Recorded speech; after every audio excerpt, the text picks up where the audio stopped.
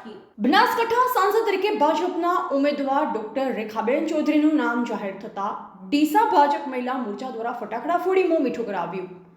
ભારત દેશમાં લોકસભા બેઠકની ચૂંટણીના ભણકારા વાગી રહ્યા છે, ત્યારે દરેક પક્ષો પોતાના જિલ્લા ઉમેદવાર તરીકેના નામ જાહેર કરવા લાગ્યા છે।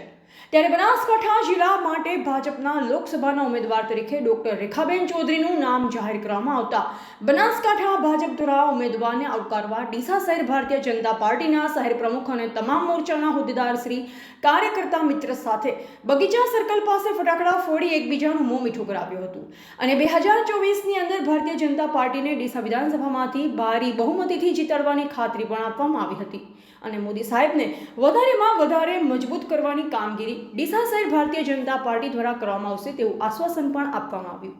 ત્યારે બનાસકાંઠા જિલ્લામાં મહિલાનું નામ જાહેર થતાં સમગ્ર મહિલાઓમાં હર્ષ અને ઉમંગની લાગણી જોવા મળી હતી। નમસ્કાર।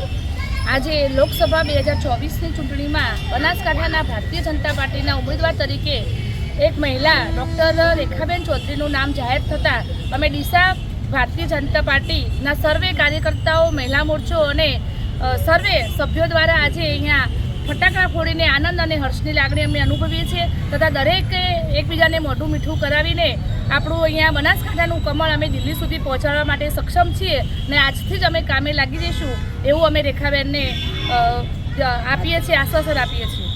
અહેવાલ અમૃત માળી, સંબંધ ભારત ન્યૂઝ, ડીસા।